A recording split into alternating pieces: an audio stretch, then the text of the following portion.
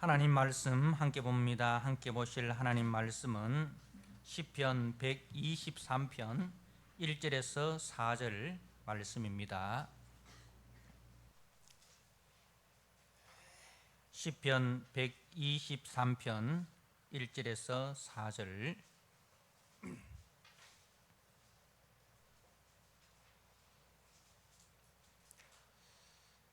주신 말씀을 봉독드립니다.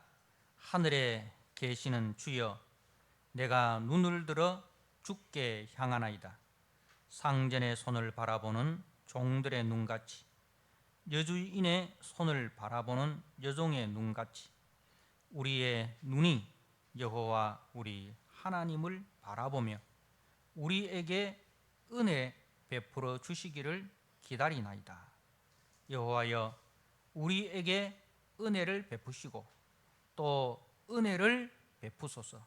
심한 멸시가 우리에게 넘치나이다.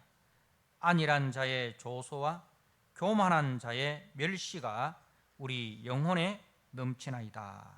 아멘. 주님의 몸된 교회가 어떤 곳인지 다시 한번 찬양을 통해서 우리에게 들려주시니 감사합니다.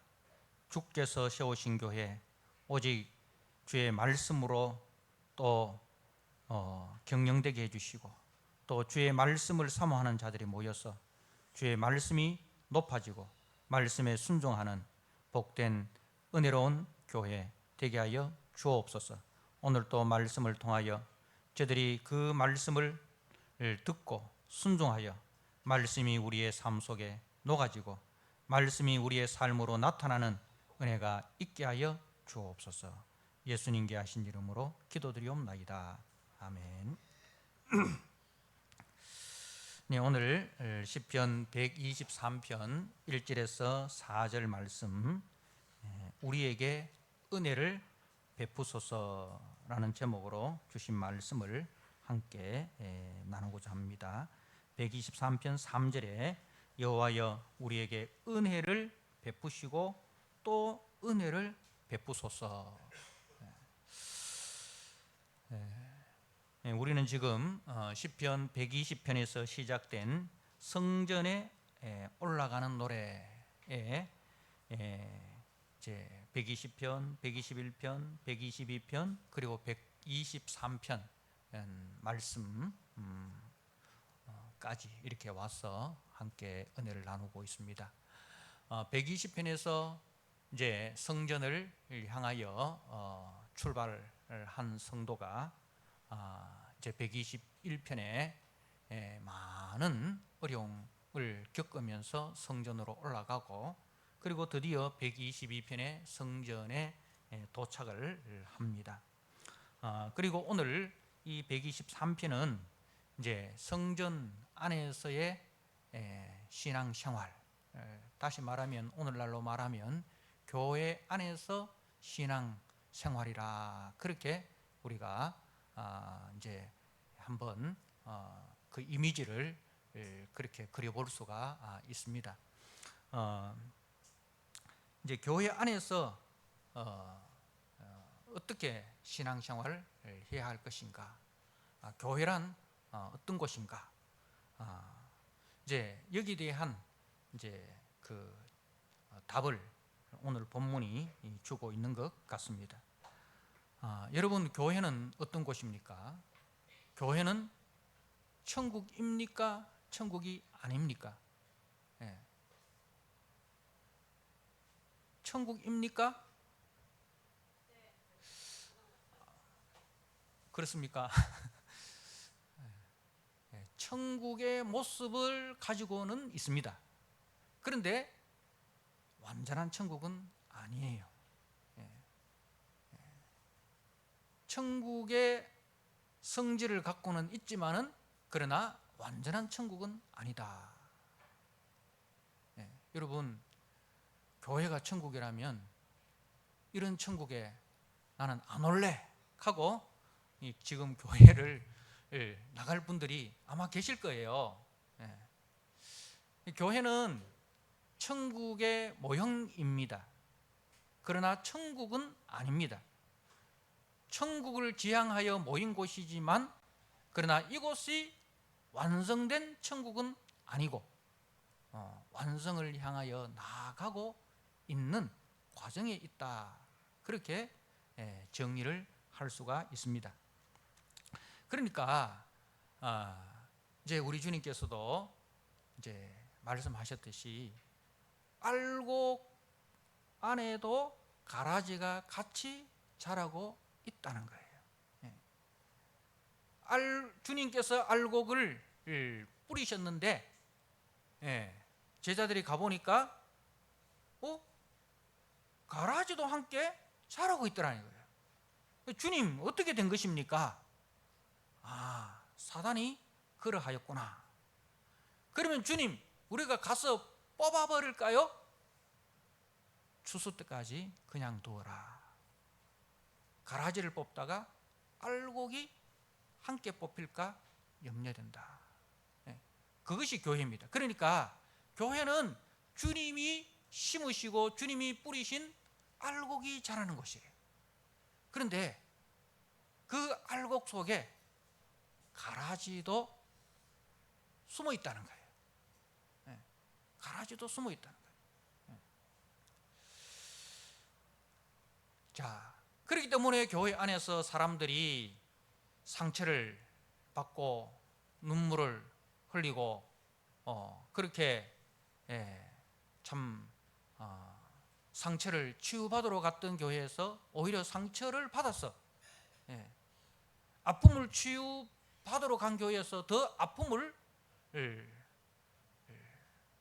얻고 그렇게 떠나는 성도들이 많습니다. 자, 이때 우리 성도들은 어떻게 해야 되는가? 이런 상황 속에서 우리가 교회 생활을 어떻게 해야 되는가? 이런 상황 속에서 우리가 바른 신앙생활이란 어떠해야 되는가? 오늘날 가나안 성도라는 용어가 생겼습니다. 옛날에 없던 성도입니다. 가나안 성도 하니까 가나안 땅에서 온 성도인가? 아닙니다. 교회에 나가지는 않지만은 성도의 정체성을 가지고 살아가는 사람들을 가나안 성도, 안 나간다, 안 나간다. 이걸 이제 해서 가나안 성도라 그렇게 합니다. 자, 그렇게 가나안 성도로 살아가는 것이 그러면 맞는가? 자, 그래서 우리가 신앙생활을 하면서 한 번쯤은 다 이런 고민을 하셨을 거예요.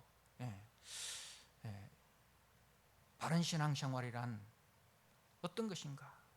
바른 교회 생활이란 어떤 것인가? 자, 오늘 본문을 통해서 우리는 바른 신앙생활, 바른 교회 생활을 하는 성도의 삶을 우리가 다시 한번 배우시기를 바랍니다. 우리가 대부분 처음 신앙생활 할 때는 이제 먼저 나의 필요를 채우기 위해서 신앙생활의 첫 발을 들여놓습니다. 그죠? 그래서 이제 대부분 우리가 옛날에 전도할 때 아픈 사람이 있으면 어떻게 전도합니까? 교회 나와보세요. 교회 나오면 기도하면 병도 고쳐집니다. 마음에 만약 이제 근심과 염려가 있는 사람은 또 어떻게 전도합니까? 마음에 근심과 염려, 교회 나와서 기도하면 하나님께서 다 들어주십니다. 뭐 이런 식으로 해서 교회가 우리가 가지고 있는 이런저런 모든 문제들을 해결해 주는 곳으로, 그래서 그 문제를 해결받기 위해서 이제 교회에 이제 첫 발을 들여 놓습니다. 그런데 이제 점점 우리가 말씀을 읽고 또 그 말씀을 배우고 또 그 말씀을 묵상하는 가운데 이게 우선순위가 아니구나.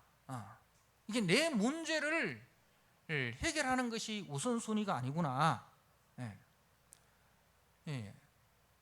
하나님은 단지 내 문제를 해결해 주는 분으로 존재하는 분이 아니구나. 는 것을 이제 하나님이 어떤 분이신가 는 것에 대해서 우리가 배우게 됩니다. 우리가 지금 예배 시작 전에 우리 전사님을 통해서 사도신경을 이제 배우고 있습니다. 예전에는 이렇게 우리 예배 시작 전에 장념 공과 공부를 통해서 이제 우리가 무엇을 배우는가 교리에 대해서 공부를 많이 했어요. 그래서 어떻든 이런 저런 이제 교회 안에서의 신앙 교육을 통해서 하나님이 어떤 분이신가에 대해서 배우면서 야, 내가 처음 가졌던 그 생각이 이 기독교의 전부가 아니구나. 내가 아는 하나님의 전부가 아니구나. 하나님의 그 기쁘신 그 하나님의 풍성하신 그 성품을 그리고 그 하나님께서 우리를 부르신 그 부르심의 목적을 깨닫게 되는 것입니다. 하나님은 선하신 분이시고 선하신 목자이기 때문에 목자는 항상 이제 양들 앞에 가시면서 양들이 필요로 하는 모든 것을 이미 준비하고 계시는 분이 목자고, 그 중에 우리 주님은 선한 목자. 선한 목자는 양을 위해서 심지어 자기 목숨까지도 아끼지 않으신 분이 우리가 믿는 하나님이, 우리가 믿는 예수님이구나. 그래서 그 예수님은 우리의 필요를 아시고 때를 따라 돕는 은혜를 채우시는 분이신데, 그런데 그분이 우리에게 무엇을 요구하고 계시는가? 궁극적으로 우리를 부르신 그 부르심의 목적이 어디 있는가? 예수님께서 마태복음 6장 31절에서 33절 말씀에 보니까 무엇을 먹을까? 무엇을 마실까? 무엇을 입을까? 염려하지 마라. 이는 다 이방인들이 구하는 것이라. 이방인들은 누구예요? 믿지 않는 자들이에요. 하나님을 믿지 않는 자들이 구하는 것이라. 자, 그러면 나는 이방인이 아니고 하나님의 자녀인데, 그러면 하나님의 자녀는 무엇을 구해야 되는가? 너희 하늘 아버지께서 이제 이 모든 것이 너희에게 있어야 할 줄을 아시느니라. 여러분, 우리 하나님 아버지께서 우리에게 필요한 무엇을 먹을까, 무엇을 마실까, 무엇을 입을까, 이 필요를 다 하신다는 거예요. 가만히 생각해 보니까 그렇지 않습니까? 우리가 자녀들을 키우지 않습니까? 자녀를 키우는데 자녀들이 이 무엇을 먹을까, 무엇을 마실까, 무엇을 입을까, 그거는 우리 부모들이 당연하게, 그죠? 당연하게 채워주는 거예요. 부모님께서 자녀들에게 궁극적으로 원하는 게 뭐예요? 무엇을 원합니까? 사람다운 삶을 살아가는 성숙한 자녀로, 그죠? 하나님을 경외하고 이웃으로부터 존경을 받는 그런 복되고 존귀한 존재로 자녀를 양육하는 것이 이 부모의 궁극적인 관심입니다. 하물며 하늘에 하나님께서 우리를 단지 먹는 거, 입는 거, 마시는 거, 그 정도 채워주는 분으로 우리가 생각한다면 하나님을 우리가 너무나 잘못 알고 있다는 거예요. 그럼 하나님께서 우리에게 원하시는 게 뭐냐? 하나님은 너희는 먼저 그의 나라와 그의 의를 구하라. 우리를 하여금 하나님의 나라와 하나님의 의를 구하는 그 사람으로, 하나님의 사람으로 우리를 세우기를 원하신다. 그리하면 이 모든 것을 너희에게 다 하시리라. 우선순위가 바뀌었구나. 우선순위가 바뀌었구나.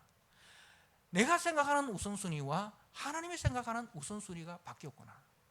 그러면 철든 자녀는 어떻게 합니까? 나의 우선순위를 내려놓고 아버지의 우선순위를 따르는 것이 철든 자녀입니다. 자, 하늘 아버지를 알면 알수록 내 육체의 소욕을 채우는 도구로 그분을 만나는 것에서 이제는 내 육체의 소욕을 그분 앞에 다 내려놓고 그분을 알고 그분을 배우고 그분을 닮고 그분을 사랑하고 그분께 순종하는 인생으로 세워지기를 소원하게 되는 것입니다. 그래서 그분의 거룩이 나의 거룩이 되고 그분의 성품이 나의 성품이 되고 그분의 뜻이 나의 뜻이 되기를 기도하게 되는 것입니다. 이것이 성도의 소원이고 제자의 소원이고 교회의 사명인 것입니다. 이러한 성도와 교회를 통해서 주님은 어두운 세상의 빛으로 그리고 맞설 이런 세상에 만나는 세상으로 변화가 일어나는 것입니다. 이것이 바로 주님이 저와 여러분을 부르신 그리고 교회를 세우신 이유이고 목적인 것입니다. 성도의 존재 이유인 것이죠. 자, 오늘 본문의 성도도 이제 믿음의 공동체인 예루살렘, 즉 오늘날 교회 안에 들어왔습니다. 자, 교회 안에 들어왔는데 교회 안에서 이제 우리가 22편 8절과 9절에 내가 내 형제 친구를 위하여 이제 말하리니 네 가운데 평안이 있을지어다 여호와 우리 하나님의 집을 위하여 내가 너를 위하여 복을 구하리라. 이렇게 교회 와서 정말 기쁜 마음으로 친구와 형제를 위하여 헌신합니다. 그죠? 하나님의 집을 위하여 헌신하고 충성할 것을 굳게 명세를 합니다. 은혜를 받고 그죠? 교회 안에서 우리가 그 첫사랑 하나님께서 베푸신 그 은혜에 감사하고 감격하여 온 마음과 온 힘을 다하여 주님의 몸된 교회를 위하여 형제를 위하여 수고하고 헌신하고 봉사하고 합니다. 자, 그런데 처음에 이야기했죠. 교회는 천국이 아닙니다. 교회 안에는 알곡이 있지만은 가라지도 숨어 있다는 사실입니다. 그래서 이제 오늘 1절에 보니까 하늘에 계시는 주여 내가 눈을 들어 주께 향하나이다. 하늘에 계신 주여 내가 눈을 들어 주께 향하나이다. 왜 이렇게 하늘에 계신 그 주님을 앙망하느냐? 3절에 보니까 여호와여 우리에게 은혜를 베푸시고 또 은혜를 베푸소서. 이 은혜를 베푸시고 은혜를 베푸소서, 이 반복하는 것은 간절하게 간구한다는 거죠. 이 주님의 은혜가 아니면 신앙생활 할 수 없습니다. 주님의 은혜가 아니면 내가 이 교회 속에서 믿음의 성도로 살아갈 수가 없습니다. 주님 은혜를 베풀어 주옵소서. 주님께서 은혜를 베풀어 주셔야만 됩니다. 이 간절함 기도해요. 왜 그러냐? 심한 멸시가 우리에게 넘치나이다. 심한 멸시가 우리에게 넘치나이다. 어디에서? 세상에서 우리가 예수 믿는 사람이 멸시를 당하는 건 참을 수 있어요. 세상 속에서는. 그런데요, 이게 세상 속에서가 아니라 교회 안에서라는 사실입니다. 하나님을 사랑한다고, 하나님을 믿는다고 모인 교회 안에서 심한 멸시가 우리에게 넘칩니다. 안일한 자의 조소와 교만한 자의 멸시가 우리 영혼에 넘칩니다. 우리 육신뿐만 아니라 우리 영혼에까지 이 안일한 자들의 조소, 교만한 자의 멸시가 정말 신앙생활 제대로 해보려고 헌신하는 이 성도들 속에 성도들을 조소하고 멸시하고 그렇게 한단 말입니다. 사랑하는 성도 여러분, 교회 안에 이런 일이 있다는 거예요. 그런데 이들이요, 힘없는 사람들이 아닙니다. 다 교회 안에서 힘 있는 사람들이라는 거예요. 힘없고 뭐 그런 사람 같으면 무시를 해버리겠는데 굉장한 파워를 가지고 있는 분들이라는 거죠. 그리고 또 이런 분들이 이제 힘이 없다 할지라도 우리가 이제 그 알곡을 심어놓고 밭에 가 보면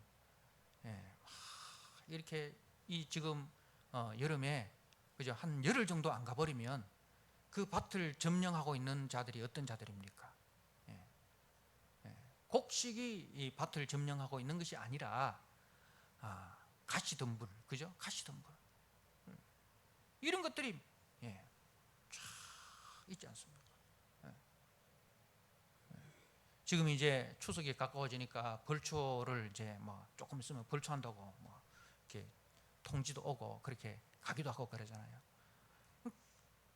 산소에 가 보면 정성껏 갖고 놓았던 잔디는 어디 가고 없고 옆에 있는 가시덤불, 뭐 측넝쿨, 뭐 이런 것들이 그죠, 산소를 점령하고 있습니다. 그처럼 교회 안에도 이런 자들이 이제 들어와서 신앙을 방해하고 있는 거예요. 이런 자들을 종교 세력이라 하지 않습니까? 겉으로는 종교 생활을 하지만 속으로는 자기 이속을 챙기는 자들입니다.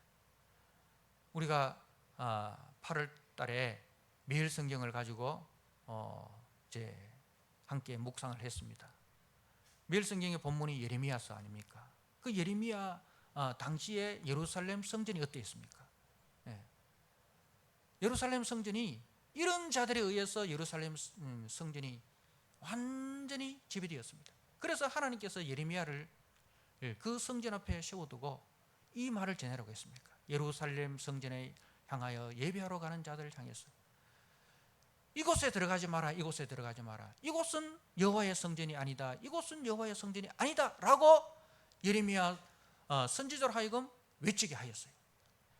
그리고 예루살렘 성을 네가 두루 다녀서 참으로 하나님의 그 공의대로 살아가는 사람 한 사람을 찾으면 내가 이 성을 사겠다, 그렇게 말씀하지 않습니까? 예레미야 선지자도 이들에 의해서 고난을 당하셨고 우리 예수님도 그 예루살렘 성전의 기득권자들에 의해서 고난과 죽임을 당하였습니다. 그리고 스데반 집사님도 이들에 의해서 순교를 당하였습니다. 여러분, 우리 주님께서 이제 비유를 하실 때에 가시밭, 길가밭, 돌밭, 가시밭, 그리고 옥토, 이 비유를 하셨죠.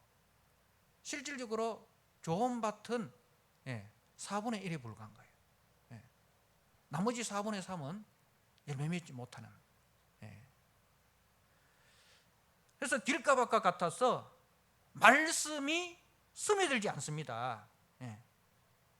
그래서 예수님께서 저들을 향해서 말씀을 전했지만 저들은 계속해서 예수님을 이제 찾아와서 시험거리만, 그죠? 시험을 하려고 예수님을 찾아온 거죠. 그래서 예수님은 마지막에 화 있을진저 서기관과 바리새인이여, 화 있을진저 서기관과 바리새인이여 하면서 저들에 대해서 엄청 책망을 하시는 것을 보게 됩니다. 저들은 물 속에 있지만 물이 스며들지 않는 돌과 같은 존재입니다. 제가 예전에 한번 이야기를 했습니다마는 영화 대부 3부에 보면 이런 대화가 나옵니다. 이제 카톨릭 신부를 이제 알파치노가 찾아옵니다. 거기에서는 마이클 클레오네라는 이름이죠. 우리가 잘 아는 이제 그 알파치노죠. 이 마이클 클레오네가 이 신부를 찾아와서 고해성사를 합니다. 근데 신부는 알죠. 고해성사가 별 의미가 없다는 것. 왜? 자기 그 양심을 조금 편안하게 하기 위해서 고해성사를 할 뿐이지 진정 죄를 회개하고 그 죄에서 돌아서기 위해서 고해성사를 하지 않는다는 것을 이 신부는 아는 거예요. 그래서 이 신부가 이 알파치노에게 진정한 고해성사. 다시 말해서 이것이 죄인 줄 알았다면 그 죄에서 떠나는 삶을 살아라고 그렇게 이제 유도를 합니다. 예. 예. 그러기 위해서 이제 이제 성당에 있는 분수에 분수 속에 있는 돌을 하나 끄집어냅니다. 돌을 끄집어내 가지고 그 돌을 깨뜨립니다. 깨뜨려서 알파치노에게 보여주죠. 보니까 어떻습니까? 그 돌 속에 물이 스며들어 있습니까? 물이 스며들지 않고 마른 돌로 존재하고 있습니까? 수십 년 그 물 속에 있었던 돌이지만 이상하게 겉에는 물이 묻었지만 속에는 바싹 마른 돌이었습니다. 그러면서 이제 신부가 이렇게 이야기합니다. 많은 이들이 예수의 가르침을 따르겠다고 맹세했지만 그 가르침은 이 돌처럼 전혀 스며들지 않고 예배 같은 거칠의 의식만 있었을 뿐입니다. 그래서 이 신부가 이 마피아의 보스인 알파치노에게 아무리 예수의 가르침을 전해도 스며들지 않았다는 거예요. 그래서 이 보스는 고해성사로 눈물을 흘린 뒤에 곧 살인 음모에 가담을 합니다. 여러분, 알파치노에게서 교회는 어떤 것이었습니까? 자신의 죄책감을 최소화해주는 거래의 대상이었습니다. 여러분, 여러분에게 하나님은 어떤 분입니까? 여러분에게 신앙은 무엇입니까? 여러분에게 교회란 무엇입니까? 교회 안에는 오늘 본문의 성도처럼 하나님이 누구신지를 알고 그분만을 바라보고 그분의 말씀에 순종하며 전심으로 그분을 닮아가는 그 삶을 위해서 발버둥 치는 자들이 있습니다. 있습니다. 반면에 이런 믿음의 사람을 멸시하고 조롱하고 방해하는 교만한 자들도 함께 있다는 사실입니다. 알곡과 가라지가 있는데 누가 누구를 괴롭힙니까? 알곡이 가라지를 괴롭힙니까? 아니죠. 가라지가 알곡을 괴롭힙니다. 가라지가 알곡을 괴롭힙니다. 오늘 본문의 성도는 교회 속에 오직 주의 말씀을 사모하고 그 말씀을 따라 힘써 살아가고자 하지만 이 믿음의 성도를 방해하는 자들이 있다는 거예요. 자, 그때 이 성도는 어떻게 합니까? 어떻게 합니까? 누굴 바라봅니까? 하늘에 계신 주여, 내가 눈을 들어 주께 향하나이다. 문제 해결 방법, 누굴 바라보느냐예요. 그 가라지를 바라보면 어떤 마음의 분노가 생깁니다. 여러분, 그 부부 싸움 할 때 지혜로운 방법이 뭐예요? 아내가 막 바가지를 긁을 때 그걸 1시간이고 2시간이고 참고 듣고 있으면 됩니까? 안 됩니까? 안 돼요. 조용히 문을 열고 밖에 나가세요. 차를 몰고 나가든지 걸어 나가든지 나가서 그냥 좋은 공기 마시고 좋은 차 마시면서 안 들어야 돼요. 그 자리를 떠나야 됩니다. 무슨 이야기냐? 그 가라지를 바라보면 안 돼요. 가라지 곁에서 가라지를 바라보면 속에서 막 분노가 일어나잖아요. 가라지를 바라보면 그 형제를 바라보면 막 속에서 막 끓어오르잖아요. 그럼 자기도 모르게 어떻습니까? 욕이 나오고 하지 말아야 될 말들이 나오고 하지 말아야 할 행동이 자기도 모르게 나와요. 그때는 어떻게 돼요? 기도의 골방으로 들어가셔야 됩니다. 자기만의 기도의 골방으로 들어가서 하나님을 만나야 됩니다. 은혜는 원수에게서 오는 것이 아니라 은혜는 하나님으로부터 온다는 거예요. 그래서 이 성도는 하늘에 계신 주여 내가 눈을 들어 주께 향하나이다. 주님을 바라봅니다. 하늘에 계신 주라는 다른 성경에 보면 하늘 보좌를 이야기합니다. 하늘 보좌. 하늘에 계신다는 것은 하늘의 좌정에 계시며 이 땅을 다스리시는 분이시다는 거죠. 그래서 그분은 하늘에 계신 분, 땅에 있는 우리들과는 다르다 이 말입니다. 땅에 있는 우리들과는 다른, 하늘에서 모든 것을 들으시고 모든 것을 보시고 모든 것을 감찰하시고 모든 것을 판단하시는, 누가 착한 사람인지 누가 나쁜 사람인지, 누가 주님을 따르는 사람인지 누가 가라지인지를 주님이 다 알고 계신다는 거죠. 선악간에 심판하시는, 공의로 모든 것을 심판하시고 의를 따라 행하는 자를 지키시고 보호해 주시는 분이시다. 그래서 성도는 무슨 일을 만나도 낙심하지 말고 그 하나님을 의지하고 그 하나님을 바라보아야 된다는 거예요. 여러분, 시편 18편이 다윗의 노래인데 다윗이 언제 지었습니까? 사울에게 쫓겨다닐 때 그 시를 지었어요. 나의 하나님에 대해서. 나의 하나님이 어떤 하나님입니까? 나의 하나님에 대해서 풍성한 그 은혜를 받았을 때가 바로 그 환난 속에서, 그 핍박 속에서, 그 고난 속에서 주님을 묵상할 때 내가 믿는 하나님인지, 내가 믿는 하나님이 어떤 하나님인지를 풍성하게 발견하게 된 것입니다. 우리가 시편 18편 말씀을 한번 보도록 하겠습니다. 제가 한번 읽어드리겠습니다. 나의 힘이신 여호와여 내가 주를 사랑하나이다. 여호와는 나의 반석이시요 나의 요새시요 나를 건지시는 이시요 나의 하나님이시요 내가 그 안에 피할 바이시요 나의 방패시요 나의 구원의 뿌리시요 나의 산성이십니다. 내가 찬양 받으실 여호와께 아뢰리니 내 원수들에게서 구원을 얻으리로다.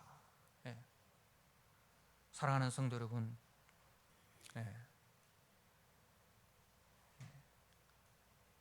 교회 안에서 누구를 바라봐야 됩니까? 주님을 바라보셔야 됩니다. 그리고 우리는 그 주님을 바라보면서 우리에게 외쳐야 합니다. 시편 42편 말씀입니다. 뭐라고 외쳐야 되느냐? 자, 시편 42편 5절입니다. 내 영혼아 네가 어찌하여 낙심하며 어찌하여 내 속에서 불안해하는가? 너는 하나님께 소망을 두라. 그가 나타나 도우심으로 말미암아 내가 여전히 찬송하리로다. 그리고 42편 마지막 절 11절 다시 한번 반복합니다. 내 영혼아 네가 어찌하여 낙심하며 어찌하여 내 속에서 불안해하는가? 너는 하나님께 소망을 두라. 그가 나타나 도우심으로 말미암아 내 하나님을 여전히 찬송하리로다. 자기에게 설교하는 거예요. 남에게 설교하는 게 아니라 하나님을 깊이 묵상하고 자기에게 설교합니다. 내 영혼아 네가 어찌하여 누구 때문에 낙심하고 누구 때문에 네가 불안해하는가? 무엇 때문에? 너는 네 하나님을 바라보라. 네 하나님을 바라보라. 네 하나님께 소망을 두라. 그가 도우심으로 말미암아 네가 여전히 하나님을 찬양하리라. 여러분, 교회 안에서는요 절대로 싸우면 안 돼요.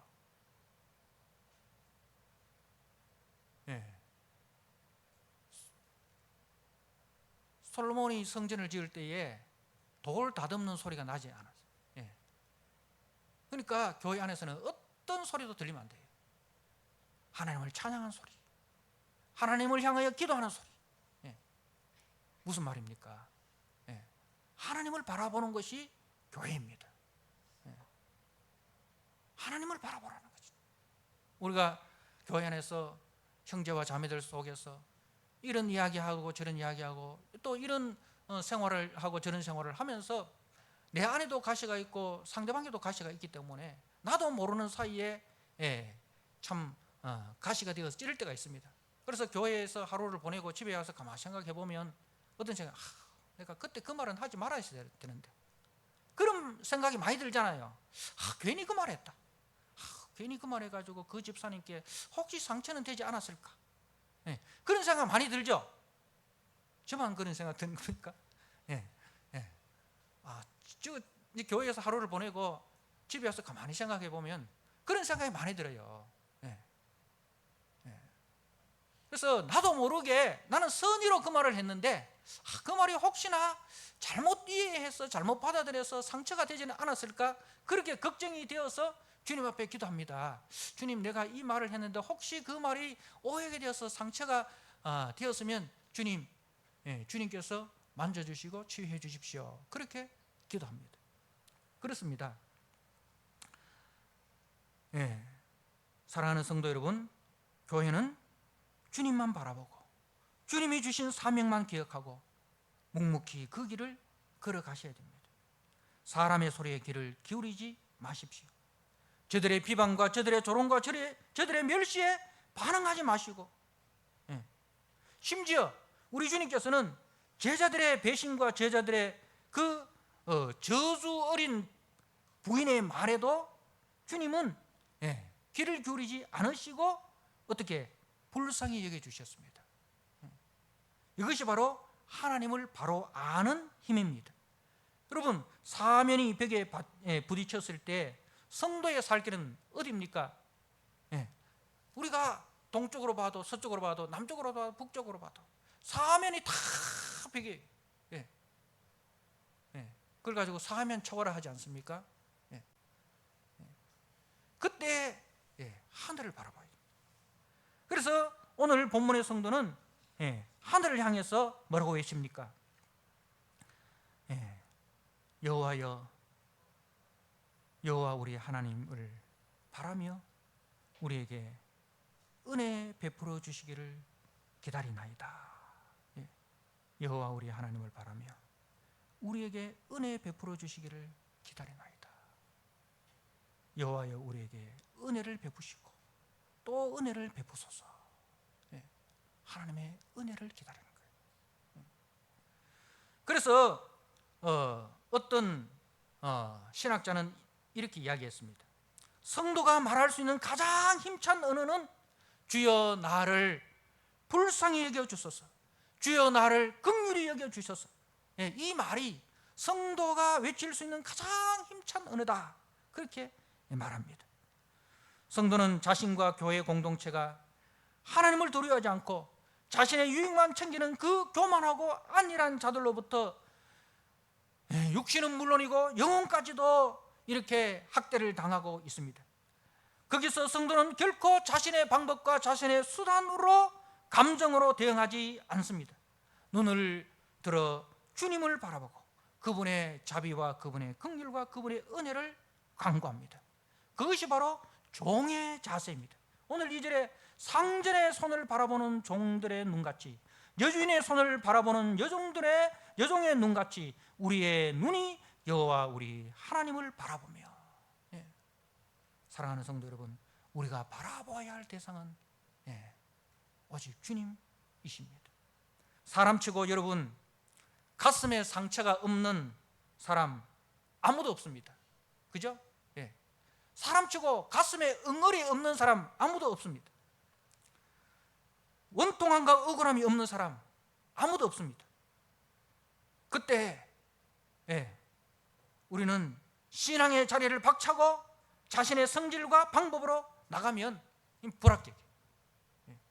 그때 하나님을 바라보고 상하고 통회하는 마음으로 하나님께 아뢰십시오. 그분의 긍휼과 그분의 은혜를 간구하십시오. 그리고 그분의 지시대로 순종하십시오. 종들이 주인의 그 눈을 바라보는 이유가 무엇입니까? 주인의 지시가 있다는 거예요. 이렇게 하라 저렇게 하라. 주님, 이 상황에서 주님 어떻게 할까요? 주님의 지시를 기다리라는 거죠. 그리고 주님이 지시하시면 순종하라는 것입니다. 이것이 형통입니다. 이것이 형통입니다. 여러분, 요셉이 형들을 만났을 때, 요셉도 인간인데 어떤 마음이 생기겠어요? 복수하고 싶은 마음 생기겠죠. 그런데 주님의 지시가 무엇입니까? 용서하라. 내가 너를 형들보다 먼저 애굽에 보낸 이유가 뭔지 아냐? 너를 통해서 가정을 화목하게 하고, 그 가정 속에 있는 시기와 질투, 분노, 너를 통해서 치유하고, 너를 통해서 화목하기 위해서 내가 너를 먼저 보내어서 훈련하고 연단하고 치웠다. 이게 형통인 거예요. 사랑하는 성도 여러분, 주님의 희생을 통해서 교회가 세워졌습니다. 그것처럼 나의 희생을 통해서 교회가 세워진다는 사실, 나의 희생을 통해서 형제가 회복된다는 사실, 나의 희생을 통해서 가정이 세워진다는 사실, 이것이 주님이 우리를 교회로 부르신 이유와 목적이심을 굳게 가시고 그 일에 충성하시는 저와 여러분 되시기를 주님의 이름으로 부탁드립니다. 아멘. 하나님 아버지, 우리에게 은혜를 베풀어 주옵소서. 우리에게 은혜를 베풀어 주옵소서. 우리의 눈이 세상을 바라보지 않게 하시고, 우리의 눈이 환경과 문제를 바라보지 않게 하시고, 우리의 눈이 오직 주를 바라보게 하여 주옵소서.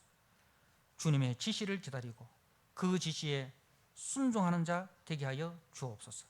그리하여 주님의 뜻을 이루어드리는 신실한 주의 종들 되게 하여 주옵소서. 나로 말미암아 아버지, 많은 사람들이 믿고 싶은 예수, 다니고 싶은 교회로 세워지는 은혜가 있게 하여 주옵소서. 예수님께 하신 이름으로 기도드리옵나이다. 아멘.